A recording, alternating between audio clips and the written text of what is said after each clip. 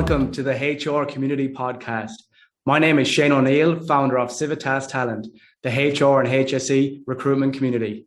Each episode, we will host HR leaders and discuss their journey and discover best practice HR solutions across the industry. Whether you're a CEO, HR executive, or operating across the wider HR sector, this podcast is for you. Please like and subscribe, and don't forget, comment and share your views. Enjoy the episode. Welcome, Lee Chapman. Thanks. Today we have Lee Chapman on the podcast. Everyone, it's great to have Lee on because he's going to run us through his role and the organization that he's working with, which is TOMRA. TOMRA, Norwegian business. They've been around for a couple of decades. I'm sure Lee will be able to give us a bit more insight into those.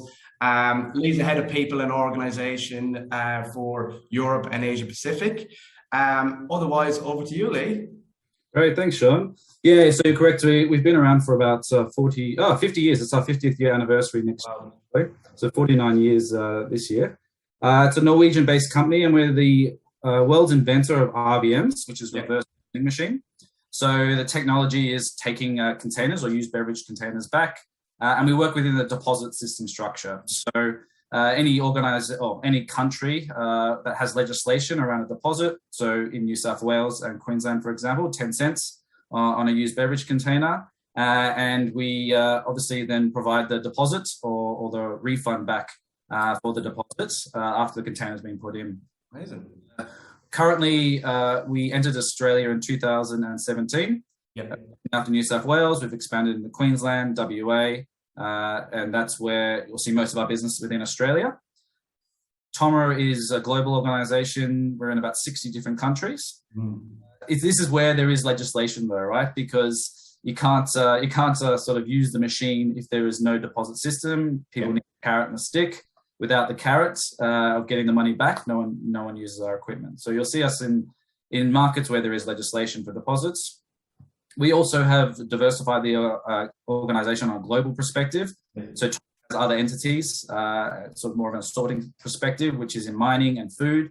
So when you hear the name TOMRA, we actually cover a lot of different things depending on what business stream. I work within the RVM sector, which is TOMRA Collections. Right. And that's grown quite a fair bit in Australia, but also globally, which is really exciting. So initially, I started out as the HR manager for TOMRA in New South Wales, and then Australia as that grew. And then recently, I took on, or a year ago now, a new position that was created. We split the organisation in half. We had existing markets and developing markets. TOMRA has been around for a long time, as I said, and those existing markets, well, you operate in a different way when you're existing. New markets, it's that greenfields, it's that startup space. It's a different way of working and different way of operating. The organisation recognised that, so they split it into two business streams. One for new markets, and I work within the new market sector. So I look after getting things going and up and running in new markets in relation to people, policies, setting everything up from a foundation perspective. Ensuring that we have the right culture, the right skill sets, the right competencies, the right training and onboarding. That's a really big piece of the puzzle for us. And also timing. It's really hard. We work within a legislative space. So governments can change their minds and they can draw timing out a little bit. So that's one of the challenging components of the role. Quite exciting and fun. It's also great to be able to be in a position where you can recruit across the world. It's amazing. People, it really opens up your eyes to the different cultures. I've definitely had exposure before to lots of different cultures, but it's really expanding that exposure, which I'm really enjoying.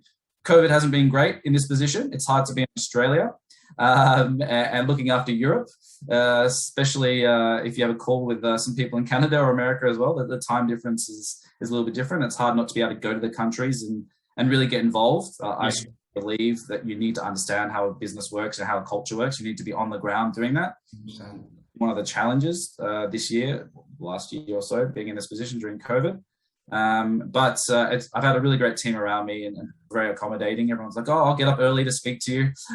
It's okay, which I appreciate. But yeah, we'll see how it goes in the next year or so. I hope things ease up a little bit when it comes to COVID and being able to travel and get around. And let's take it back a little bit as well, Lee. So what was it like in, I think you mentioned 2017, Tomra was first entering the Australian market. Like, what was that like as an experience? Because I'd imagine you're sort of coming in, very little staff, you're sort of setting everything up from the ground and watching it grow and build. You've obviously got competition. It's a new industry for you. What was all that experience like? Yeah, it was really, really awesome, exciting experience. It was tiring, but the energy that everyone had and that we went through that time, it doesn't matter if you're tired, you sort of just kept on pushing through, and everyone around us did that. So yeah, I was the 4th Australian employee brought into the organisation at that time. I was brought in to build the team. I'd had a little bit of startup experience before in my previous role, a tech startup. So I think that helps with the recruitment process and getting in. So I was the 4th team member. We did have a task force. So we had team members from the US, Germany, Norway. As I said, we're a global organization. The Netherlands come out and help initially, some people with the right technical skills and competencies. This is a technology that doesn't really exist in Australia. So to find the right people on the ground straight away was near impossible because no one had that exposure to it. We then built the team up pretty quickly. We went from 4 to 60 people in 2.5 months. We then got to around the 120 mark 6 months later, or 9 months later. And then as we started to expand into other states from New South Wales, we went up to the 200, now 220 mark. Wow, amazing. It's been fairly quick growth in a short period of time. Definitely had a great team around me supporting and doing that. And it was really challenging at times, 8+ interviews a day. And just trying to remember every position that you're doing for, because it was, we're building an entire organization and we had so many different things we needed to cover off at the same time. So just remembering who you spoke to, remembering what the position was for, remembering the questions, it's training. And I'm sure you know the process when you go through interviews, you have to really concentrate. So it was really exciting. Had a really, really good time, very tiring.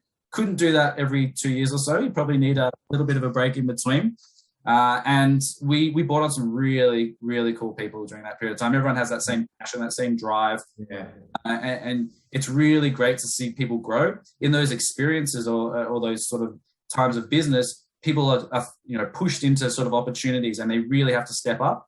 And you see a lot of growth during that period of time. And for me, it's been one of those great things watching people grow, getting exposure to things they might not have got exposure so quickly in a normal organization. Just having to wear many hats. That's one thing I liked about that. At times I was doing operational stuff. At times I was doing HR stuff. At times I was doing some sourcing. You just roll up your sleeves and you get involved. And you see everyone doing that, and everyone has that same vibe and energy. I remember we used to call it the war room. At one point, it was just an open room with desks everywhere. We had secondhand desks and chairs, and everyone was, sort of talking over the top of each other. And it's like, you had mobile phones going off everywhere, and eventually we found an office space and evolved into that area and, warehouse and everything like that. So a lot happened in a really short period of time. A lot of really great people around us. We had some really awesome team members come across. And the great thing about that was, I got a lot of exposure to a lot of people in the organization really quickly. It's a very unique experience because then you start to have connections in different countries and you can leverage that really quickly, which is an unusual sort of situation. Not too many people get that much exposure that quickly. But you also got a really good sense and feel for the culture of the company, right?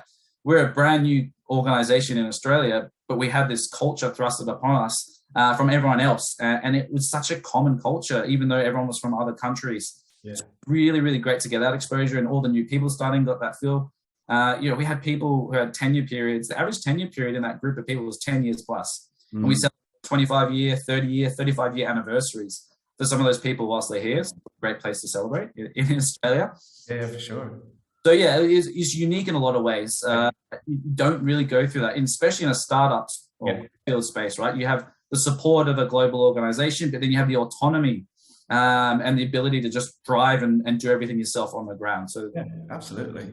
And there's obviously a lot happening in that space. I mean, in terms of startup and scale up across a whole range of industries, but like tech is obviously a big one at the moment. You mentioned you were the 4th employee in Australia for Tomra. How important is it to have HR so early in the process, so early in the, I guess, the employee structure, when you are going through that sort of scaling or starting phase?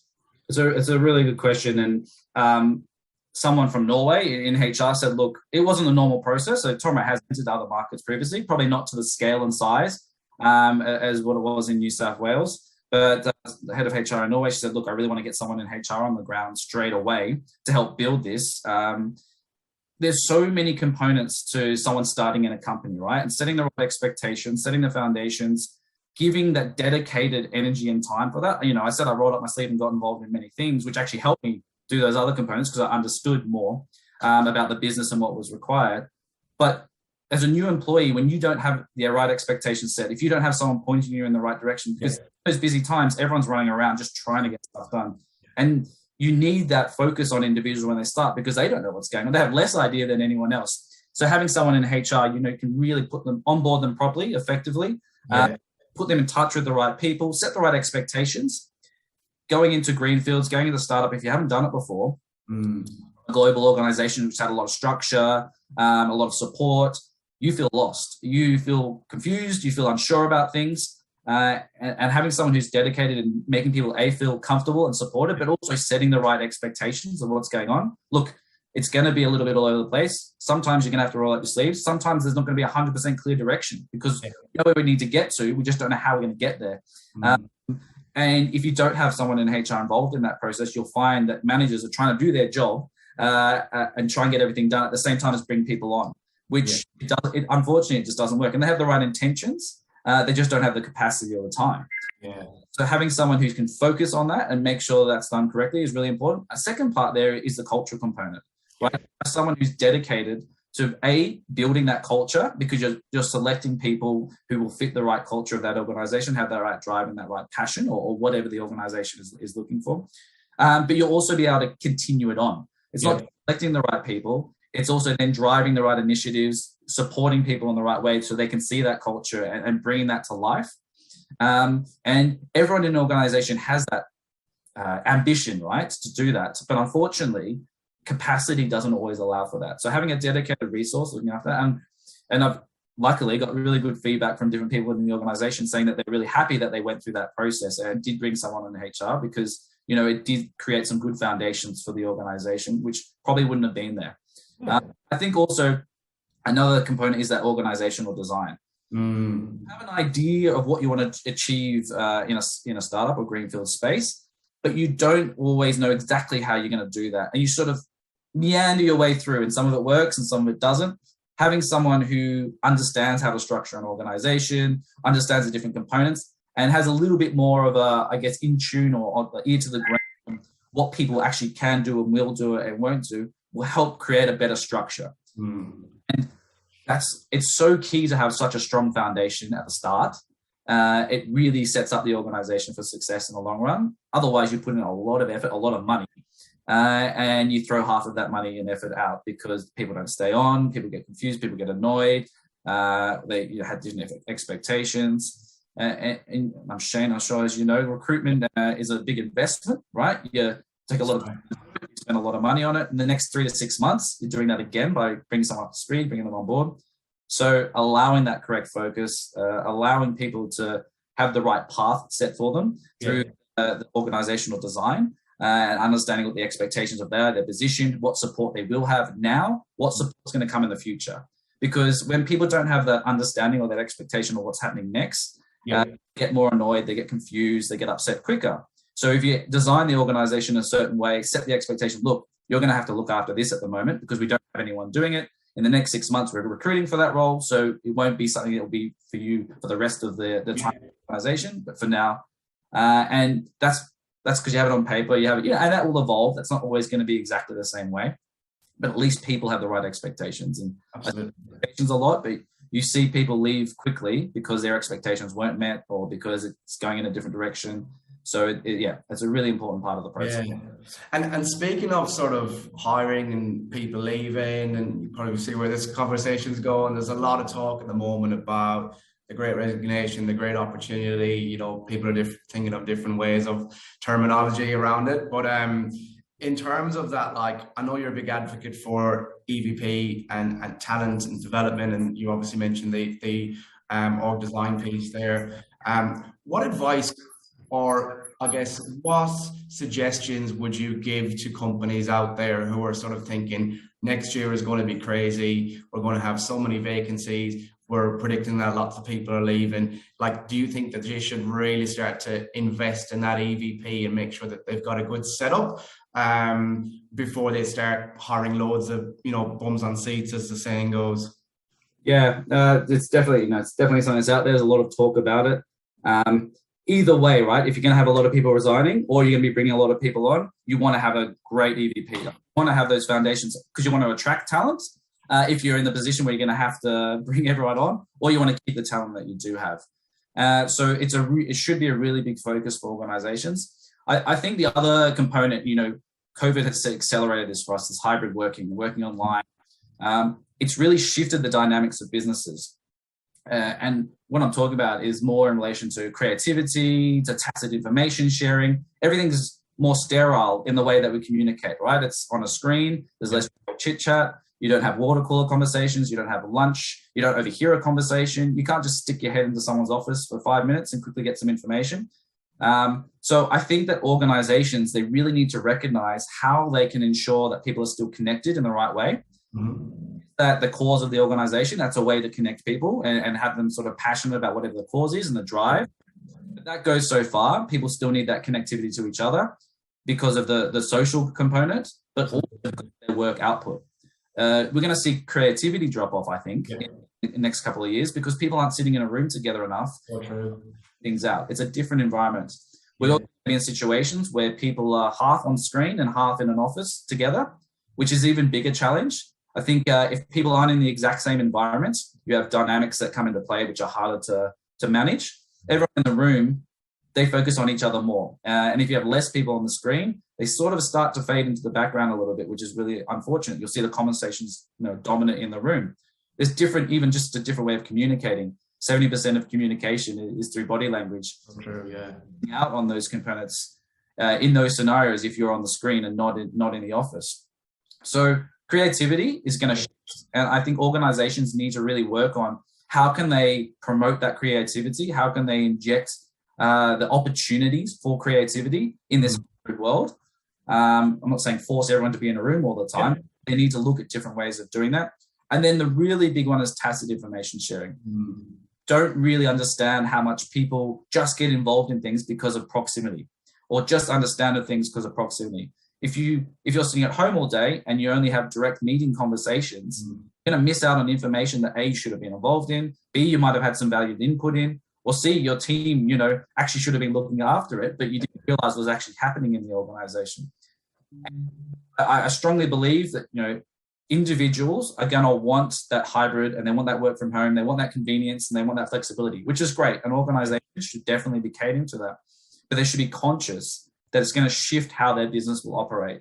And they've really got to focus on shifting the things that they're going to miss or start to lose on back into the people that work there, which won't be an easy task, especially tacit information sharing.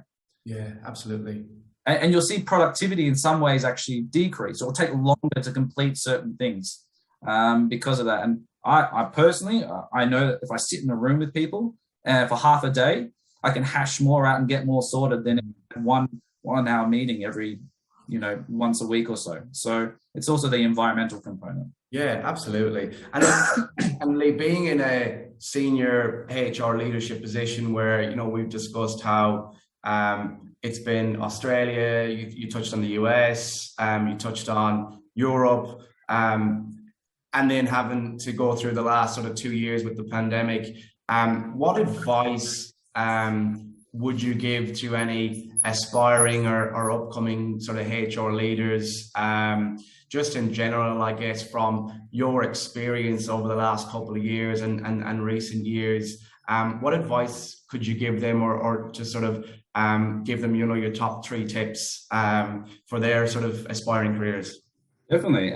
I think one of the first ones is sort of a dual tip. It's communication and connectivity, right? It's about staying connected and just having conversations with people. And it's the basic foundation of HR. I got into HR because of people. I like dealing with people and I want to work with people, and that's really important to me. But connecting with people is really important. And just having conversations. It's really easy now to not just have a conversation and go straight to the business part of things. And everyone's diary is back to back with Teams or Zoom meetings, and you sort of jump in and out of one and the other. It's really important to factor in some time to actually just connect with people. It's amazing what you learn and understand about the business or the individual when you just connect outside of what the task is at hand. So, the first thing would be that connect and communicate. It's really, really important to connect and communicate.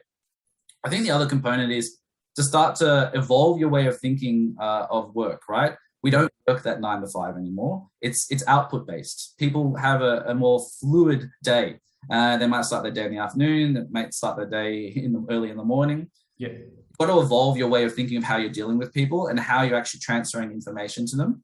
It can be really hard at times because you need to get a hold of someone really quickly, or someone else needs to get a hold of someone really quickly. Like, I can't get a hold of Steve. I've been calling him 5 times. He hasn't picked up. It's really urgent. So as a HR practitioner, you need to evolve your way of thinking of how people are actually going to communicate with each other over a 24-hour window period. You need to set clear foundations on how you're going to do that with others, but then also your organization could do that. Because I see a lot of pain points / frustration coming through in the next year or two, especially with managers and their team members. I really need to speak to him now. He's taking his kid to daycare and he's not picking up his phone or whatever it is. So evolving that way of thinking and understanding that flexibility is important. And I think it's great. And it's really good that we're starting to, COVID's accelerated that massively. But being conscious of that is going to work, because it sort of works now. And on both of those points, a lot of this works now because we already were in an office with people before, right? We already built those relationships. We already have that dynamic there. As this continues on, as the hybrid work situation evolves more, people aren't going to be as connected when they start in a company. Exactly. So how do you create, the third piece there is, how do you create connectivity and build relationships with people, internally, but also with yourself within your organization, this connected world, to ensure that they have the right conversations, they have the right dialogues, they interact in the right way with each other through their time period in the company or the organization. Yeah. It's going to be really challenging. And I really strongly believe it's working now because we built those relationships. Right.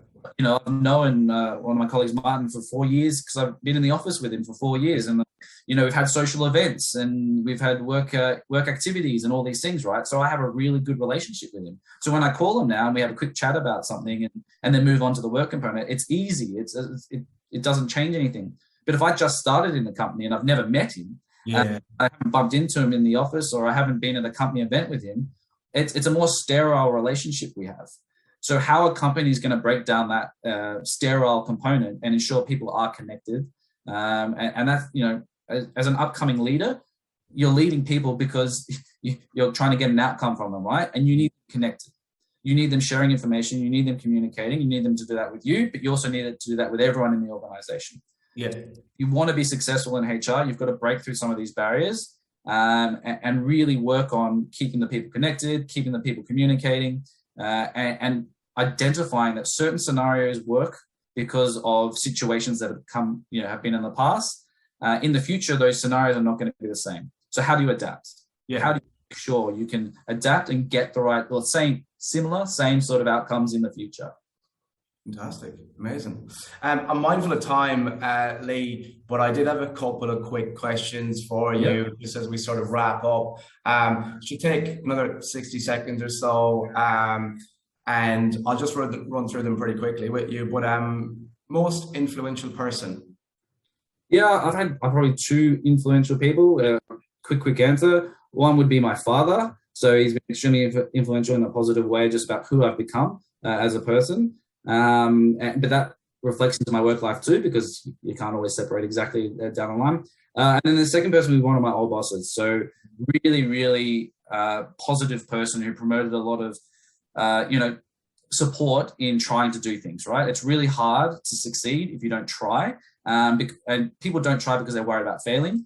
It was that support that you might fail, you can fail. I'll support you through it as long as you don't keep failing in the same way. One of my old bosses, he was super supportive, super strong in pushing me forward. So really, really appreciated that. And it's definitely one of my most influential people.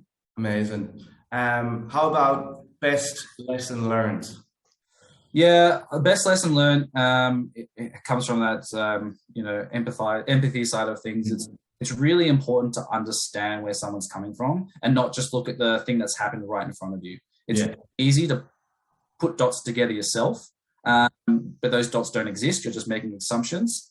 Before reacting, before making a decision, before going forward with something, try to understand where that person's coming from, why they're coming from on that angle, and what are the other circumstances that might be influencing it, right? Nothing's usually an individual situation. There's other things that are influencing it that will allow you to approach it, in the correct way, handle it in a certain sort of method, but also you can look at the solution that's relevant for maybe not just the thing that's in front of you, but the things around it as well.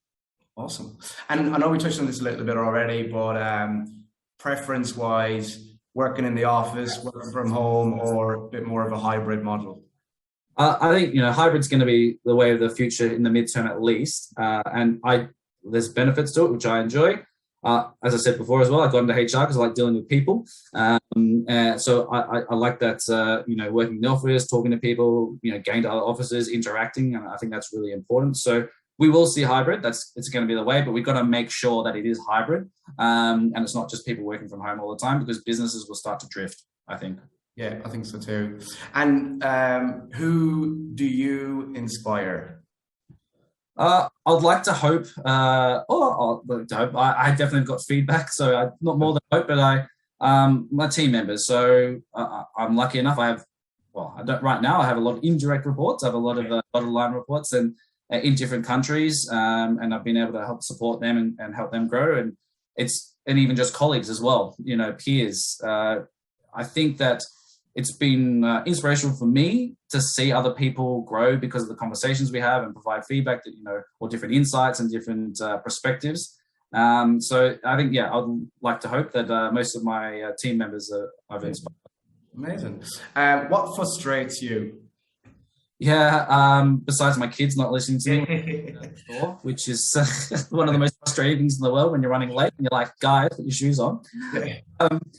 I think it's similar to what I was talking about before about the understanding, where someone's coming from. I get really frustrated when people don't try to do that and they react instantaneously or, really quickly to a scenario without understanding. And that frustrates me because you can see some real small things explode really quickly and they don't need to. And then, having to try and pick up the pieces of that is a lot harder than just dealing with it in a little bit more of a slower manner and understanding. So I get really frustrated when I see people just hammer and tong into a scenario without trying to understand everything straight away. Exactly right. And look, I think as well, like someone, like yourself, you mentioned kids, etc. So you're juggling many things. How do you keep mentally focused on? I ask myself that question every day. It can be challenging. I think it's really important that you do make time for yourself.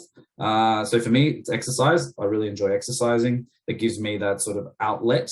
Obviously, it creates endorphins as well, and there's other positive benefits to that. But you need to make sure you have that time, and it can be really hard when you have family and you have work, and it's really easy to say, create time for yourself. And sometimes I don't get that time to exercise, but I'll make sure that I listen to an ebook or something when I walk the dog. I'll try and at least merge something together so I am getting some components. So I have to make sure the dog's walk, and it's nice to go out for the walk, but I'll learn still. I want to develop still. So then I'm making sure I listen to an ebook because I can't work. Unfortunately, I can't walk and read a book at the same time. Not that I have, but trying to merge things together and find that time to help yourself, either grow or focus on something that you want to focus on as an individual. 100%. And just on that sort of individual focus, like what is your favorite sport or hobby? I know you mentioned ebook and stuff like that. Like, is there any particular sport or? Yeah, I love my sport, and I used to play it a lot until a couple of knee injuries and a couple of surgeries to sort of pull me back. Used to play a lot of touch rugby, used to play a lot of rugby, used to play a lot of cricket. Used to be into golf a fair bit. When you have family, golf, especially younger kids, golf sort of fades away because you don't have half a day / 3/4 of a day to go take out, unless you want your wife to be angry. Until you're tired. So I love rugby. I love watching it. I love the winter season because I love watching rugby league. I love watching rugby union. I love watching AFL. It's great to have all sort of a weekend for the sport. So I really enjoy those things. I still would love to play a bit of touch and have a bit of run around. And then I guess you call it sport too. I do enjoy poker and chess. So, that more mental stimulating component. And again, need the time to do that. It's not a quick sort of activity, but something I do enjoy. And I hope there's a couple of things indoor there, a couple of things outdoor as well. So you can exactly. It's seasonal, right? I can pick pick when and what and why. Yeah, 100%. If you could have dinner with one person, Lee, who would it be? Yeah, you don't have to say me. Yeah, I was gonna say you, but I thought it'd be too obvious. So I think if I could pick, or I don't know, go to a charity auction and bid on it, or win something, I think it'd be Hugh Jackman. I've always said I've wanted to have a beer with Hugh Jackman, and I think it's because he embodies I think Australia in a great way. I feel from the feedback that he's just a down to earth bloke as well. He's experienced so many cool different things outside of the realm of what I would have experienced.